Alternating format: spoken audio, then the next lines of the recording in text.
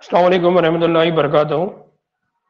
Now बच्चों, हमारी जो बात चल रही थी वो गैसेस के नकलो हमल की बात चल रही थी। तो उसमें सबसे पहले हमने ऑक्सीजन देखा। अब हम जिस गैस के नकलो हमल की बात कर रहे हैं वो है कार्बन डाइऑक्साइड। किसकी बात कर रहे हैं? Carbon dioxide. तो हम बात कर रहे हैं कार्बन डाइऑक्साइड की नकलो हमल यानी ट्रांसपोर्ट ऑफ कार्बन डाइऑक्साइड। जैसे हमने कहा था, क्या कहा हमने हमने इससे पहले कहा कि जो कार्बन डाइऑक्साइड होता है उसकी जब नकलो हमल की बात की जाए तो एक जो नकलो हमल है यानी 20 से 25 जो फीसद होता है, जो गुना होता है, वो किस शक्ल में, वो आरबीसी के साथ बाउंडेड फॉर्म में जाता है। दूसरा हमने कहा कि 70% यानी 70% ही ऐसी होती है जो HCO3 निगेटिव यानी बाइकार्बोनेट आयन की शक्ल में जाती है। और हमने कहा कि 7% ऐसी होती है जो किस शक्ल में जाती है, जो प्लाज्मा के साथ जाती है, घुली हुई शक्ल में, डिसॉल्व फॉर्म में जाती है। अब इसी बात को हमको यहाँ पर एक एक करके समझना है कि हेमोग्लोबिन कार्बन डाइऑक्साइड को जो कार्ब अमाइनो हेमोग्लोबिन की सूरत में, यानी यहाँ पर भी क्या होता है, जो हेमोग्लोबिन है उस हेमोग्लोबिन के साथ आकर कौन जुड़ जाएगा? Carbon dioxide. जब हेमोग्लोबिन कार्बन डाइऑक्साइड के साथ जुड़ेगी तो हेमोग्लोबिन और कार्बन डाइऑक्साइड का ये जो कॉम्प्लेक्स होता है इसको बोला जाता है कार्ब कार्ब अमाइनो या कार्ब अमीनो हेमोग्लोबिन। क्या बोला जाता है इसको? Carb amino haemoglobin. जिस तरह से हमने वहां पढ़ा था कि ऑक्सीजन जब हेमोग्लोबिन से जुड़ेंगी तो ऑक्सी हेमोग्लोबिन बनाएंगे, इसी तरह से यहाँ पर याद रखना है कि जब हेमोग्लोबिन के साथ कार्बन डाइऑक्साइड जुड़ती है तो उसका नाम बनता है कार्ब अमीनो हेमोग्लोबिन। अगली बात और याद रखना है कि हमने कहा था कि हेमोग्लोबिन के पास क्या होता है, हेमोग्लोबिन के साथ होता है आयरन। इस आयरन के साथ आगे कौन जुड़ता है? ऑक्सीजन। क्या कार्बन डाइऑक्साइड भी आयरन के साथ जुड़ती है? नहीं। यहाँ पर याद रखना है कि इस हेमोग्लोबिन के अंदर कौन होता है? इस हेमोग्लोबिन के अंदर होती है पॉलीपेप्टाइड चेन। इस पॉलीपेप्टाइड चेन के साथ आके कौन जुड़ता है? Carbon dioxide. तो याद रखना है कि ऑक्सीजन जाके कहाँ जुड़ता है? आयरन पे, जबकि कार्बन डाइऑक्साइड जो जुड़ती है वो कहाँ पर जुड़ती है? पॉलीपेप्टाइड चेन पे। इसलिए उसके नाम को अगर आप देखेंगे तो उसके नाम से आपको समझ में आ रहा है कि क्या बोला जा रहा है? Carb amino haemoglobin. क्योंकि हमको मालूम है पॉलीपेप्टाइड चेन बनाने का काम कौन करता है? Amino acids. इसलिए उसके नाम के अंदर कार्ब अमीनो हेमोग्लोबिन है। नाउ ये जो इत्तेहाद है, इस इत्तेहाद का जो दारो मदार है, यानी ये कार्बन का हेमोग्लोबिन के साथ जुड़ने का जो दारो मदार है वो किस पर है? वो डिपेंड करता है partial pressure of carbon dioxide. तो अगर partial pressure of carbon dioxide ज्यादा होगा तो इसका मतलब हेमोग्लोबिन के साथ आगे कौन जुड़ जाएगा? Carbon dioxide. अगर फॉर एग्जाम्पल हम ये बोले कि पार्शियल प्रेशर ऑफ ऑक्सीजन ज्यादा है तो इसका मतलब क्या हो जाएगा? हेमोग्लोबिन के पास आगे कौन जुड़ जाएगा? ऑक्सीजन। तो हेमोग्लोबिन के साथ जुड़ने के लिए ऑक्सीजन का पार्शियल प्रेशर ज्यादा होना चाहिए, और अगर कार्बन डाइऑक्साइड को जुड़ना है तो कार्बन डाइऑक्साइड का पार्शियल प्रेशर ज्यादा होना चाहिए। और हम ये कहते हैं कि ये जो कंडीशन है क्या, कि partial pressure of carbon dioxide ज्यादा होती है, ये किस जगह पर होती है? सिर्फ टिश्यू पर। और पार्शियल प्रेशर ऑफ ऑक्सीजन ज्यादा होती है, ये किस जगह पर होती है? सिर्फ एल्वियोलाई। इसलिए हम कहते हैं कि एल्वियोलाई से टिश्यू पर कौन जाती है? ऑक्सीजन। और टिश्यू से एल्वियोलाई पर कौन जाती है? कार्बन डाइऑक्साइड, है ना। ना उसके बाद जब partial pressure of carbon dioxide ज्यादा होगा तो पार्शियल प्रेशर ऑफ ऑक्सीजन खुद ब खुद कम होगा। और ऐसा अमल कहां पर होता है? बाफ्तों पे। इसीलिए बाफ्त के ऊपर क्या होगा? हेमोग्लोबिन के साथ कौन जुड़ेगी? Carbon dioxide. नाउ अब कार्बन डाइऑक्साइड का हेमोग्लोबिन के साथ जो इत्तेहाद है वो ज्यादा होता है, और जब partial pressure of carbon dioxide कम होता है और पार्शियल प्रेशर ऑफ ऑक्सीजन ज्यादा होता है तो उस वक्त एल्वियोलाई में ऐसा होता है। इसलिए ये होता है कि कार्बन डाइऑक्साइड ये कार्ब अमीनो हेमोग्लोबिन से क्या हो जाएगी? अलग हो जाएंगी, डिसोसिएट हो जाएंगे। इस तरह से ये होता है कि टिश्यू से कार्बन डाइऑक्साइड को कहां पर पहुंचाया गया? एल्वियोलाई। और एल्वियोलाई उस कार्बन डाइऑक्साइड को जिस्म से क्या कर देगा? बाहर। तो ये बुनियादी फर्क याद रखना है कि किस तरह से ऑक्सीजन कार्बन डाइऑक्साइड हेमोग्लोबिन के साथ जुड़ता है। नाउ दूसरा जो सबसे अहम मैकेनिज्म है, अक्सर इसको याद रखने में बड़े बड़ा बच्चे जरा गड़बड़ा जाते हैं या याद नहीं रख पाते, वो कौन सा है? वो ये है कि हमारा जो खून है ना, मैंने कभी थोड़ी देर पहले कि जो ब्लड है, इस ब्लड में दो चीजें हैं। एक कौन है? एक है जिसको हम कहते हैं सेल, और सेल में भी स्पेशली कौन सा सेल है? आरबीसी। और दूसरा चीज कौन होता है? प्लाज्मा। नाउ आरबीसी और प्लाज्मा की बात करते हैं तो यहाँ पर एक एंजाइम है, यानी ब्लड के अंदर, खून के अंदर एक एंजाइम है। उस एंजाइम का नाम क्या है? उस एंजाइम का नाम है कार्बोनिक एनहाइड्रेस। क्या नाम है उस एंजाइम का? Carbonic anhydrase. अब ये कार्बोनिक एनहाइड्रेस क्या काम करता है, पहले उसको समझ जाइए तो बात खुद ब खुद समझ में आएगी। ये कार्बोनिक एनहाइड्रेस जो एंजाइम है, ये क्या करता है? ये कार्बन डाइऑक्साइड को H2O के साथ, यानी पानी के साथ जोड़ता है, जिसके नतीजे में क्या बनेगा? H2CO3, यानी क्या बनेगा?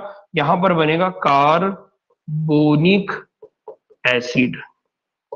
फिर यही कार्बोनिक एनहाइड्रेस एंजाइम क्या करता है? इस कार्बोनिक एसिड को तोड़ देता है बाय कार्बोनेट आयन, जो हमने पहले बोला, और H+ आयन। इसका मतलब ये हो गया कि ये जो कार्बोनिक एनहाइड्रेस जो हमारे खून में शामिल है, ये बहुत अहम काम करता है। वो क्या करता है? जो भी कार्बन डाइऑक्साइड होती है, उस कार्बन डाइऑक्साइड को किस में बदल देता है? Bicarbonate ion. और इसीलिए हम कह रहे हैं कि हमारे जिस्म में 70% जो कार्बन डाइऑक्साइड का ट्रांसपोर्टेशन होता है वो किस शक्ल में होता है? बाइकार्बोनेट आयन की शक्ल में होता है। और ये बाइकार्बोनेट आयन बनाने का काम कौन सा एंजाइम कर रहा है? कार्बोनिक एनहाइड्रेस ना हो। अब इस बात को समझिए कि जो आरबीसी सेल होता है, इस आरबीसी सेल में भी कार्बोनिक एनहाइड्रेस एंजाइम होते हैं, और आरबीसी सेल में कार्बोनिक एनहाइड्रेस की जो मिकदार होती है वो बहुत ज्यादा होती है। और यही कार्बोनिक एनहाइड्रेस एंजाइम कुछ मिकदार में, यानी बहुत कम मिकदार में, कहां पर मौजूद होता है? प्लाज्मा। यानी आरबीसी सेल के अंदर कार्बोनिक एनहाइड्रेस एंजाइम की मिकदार ज्यादा होगी, जबकि प्लाज्मा में उसकी मिकदार बहुत कम होगी। और यही कार्बोनिक एनहाइड्रेस जब खून में होगा तो ये क्या करेगा? कार्बन को किसके साथ जोड़ेगा? पानी के साथ। नतीजे में क्या बनेगा? Carbonic anhydrase. और फिर आखिर में उसको किस में तब्दील कर देगा? Bicarbonate ion. इसीलिए हम कहते हैं कि ये जो खामरा है, इस खामरे की मदद से क्या होता है? एक तामुल होता है, और ये तामुल दोनों सिमतों में होता है। दोनों सिमतों का मतलब क्या हो गया? दोनों सिमतों का मतलब ये हो गया कि इस कार्बोनिक एनहाइड्रेस की वजह से जो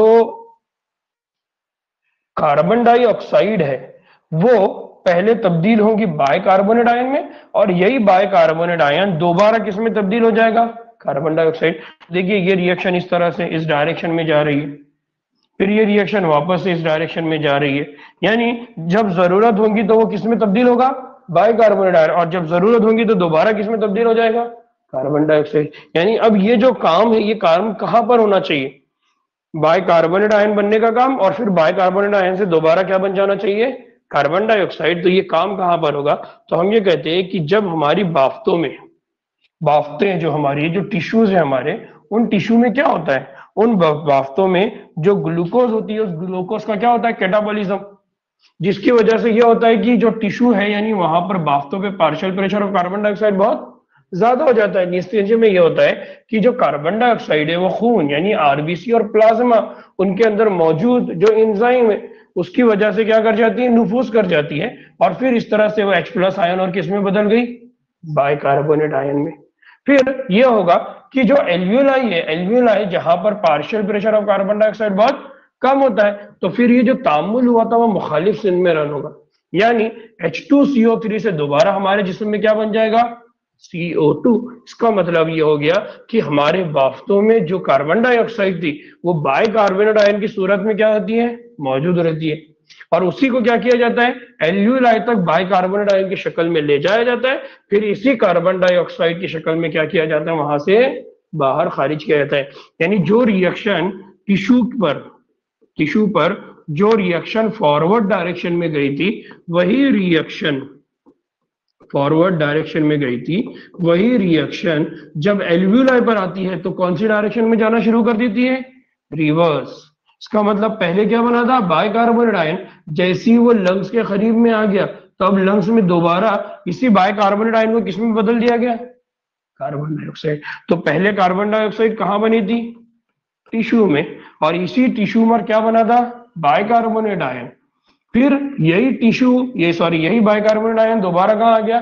लंग्स, और इसी को दोबारा कार्बन डाइऑक्साइड की शक्ल में कहां तब्दील किया गया? लंग्स। इस तरह से ये अब जिस्म से क्या हो गया?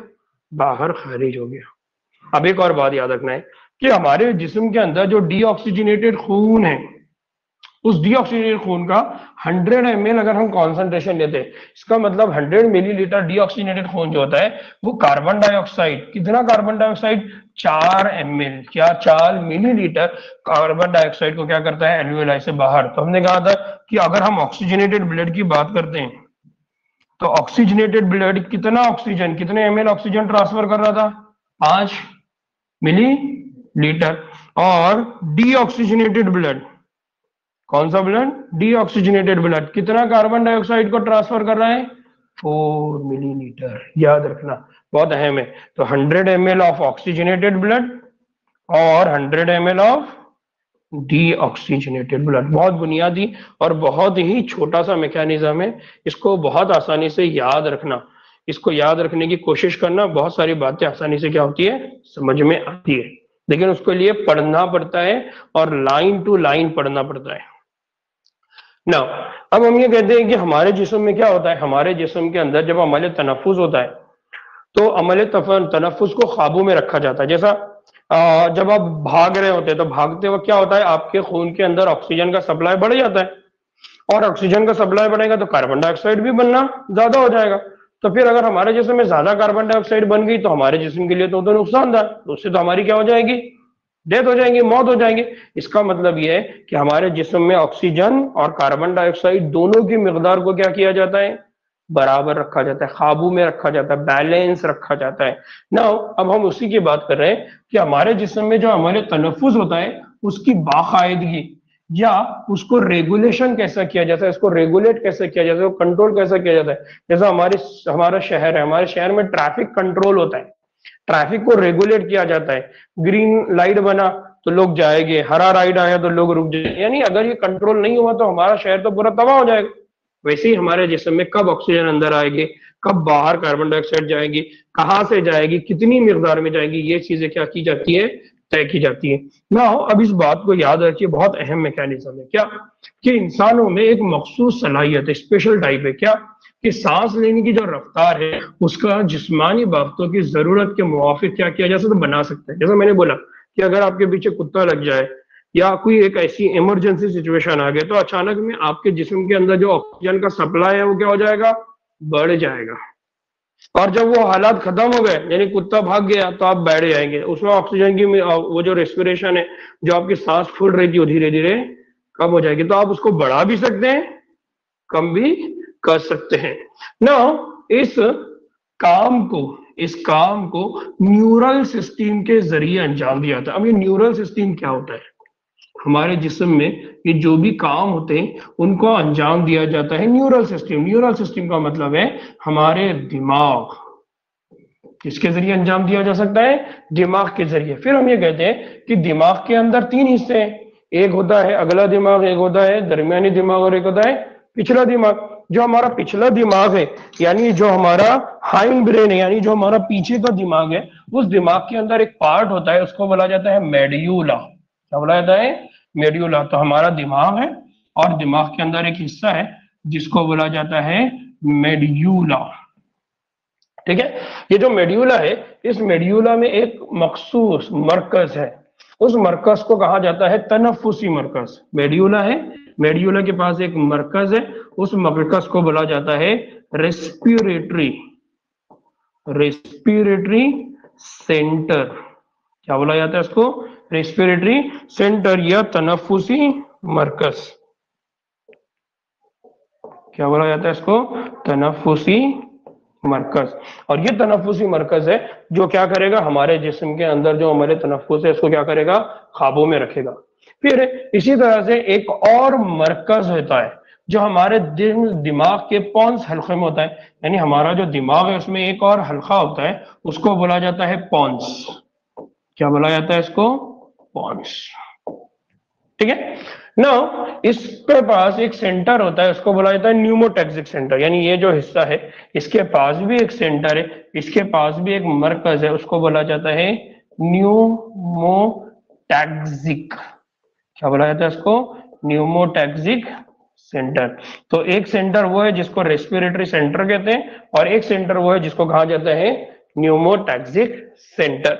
नाउ ये जो मरकज है, ये मरकज तनफुस यानी रेस्पिरेटरी रिदमिक सर्कल के काम में आहंगी पैदा करता है ना। ये जो सेंटर है ये वाला इसकी मदद करेगा।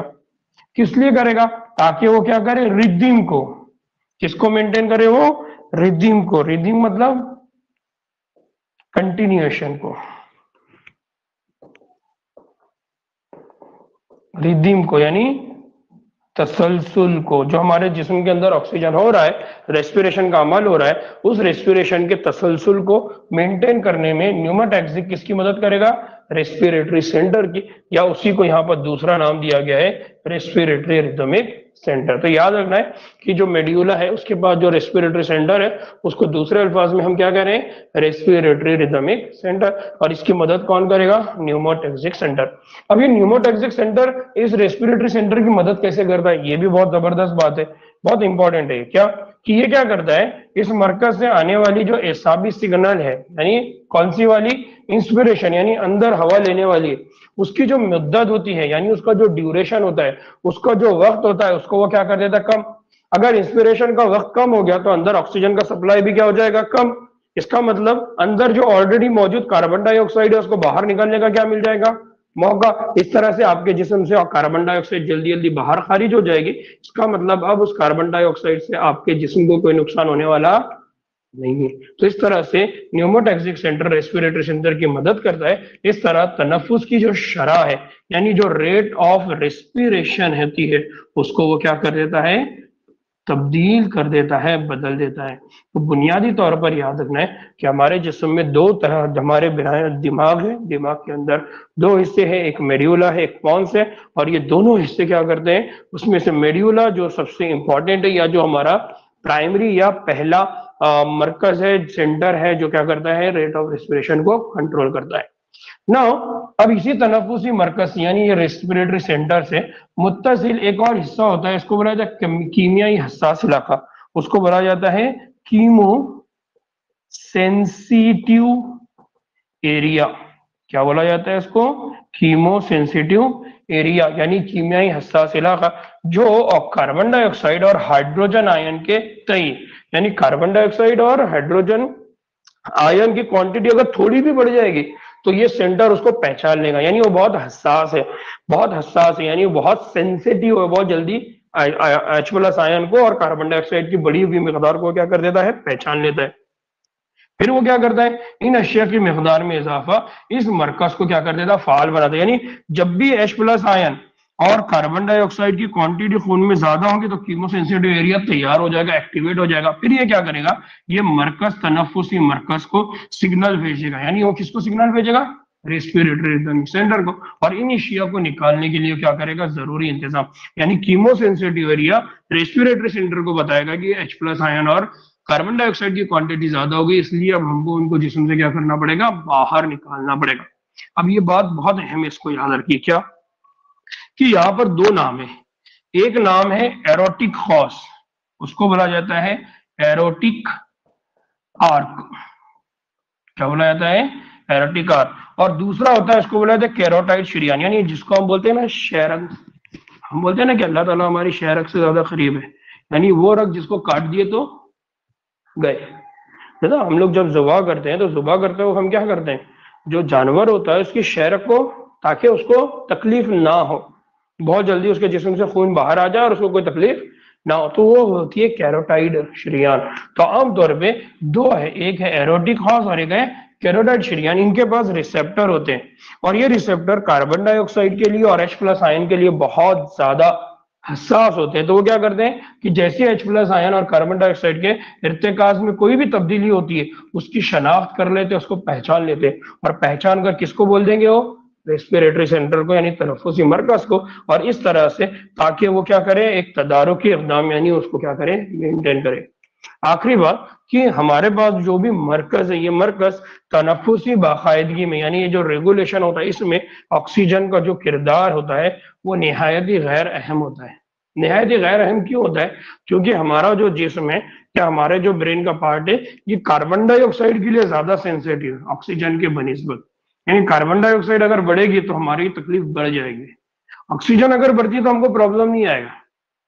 समझ रहे हैं? कार्बन डाइऑक्साइड बढ़ेगी तो हमारे लिए नुकसान हो जाएगा। तो इस तरह से याद रखना है कि हमारे जिस्म के अंदर जो भी बाकायदगी मेंटेन होती है उसमें सबसे अहम रोल कौन करता है, जो कार्बन डाइऑक्साइड यानी हमारा जो जिस्म है ये ऑक्सीजन की कारकर्दगी के लिए निहायत ही गैर अहम होता है।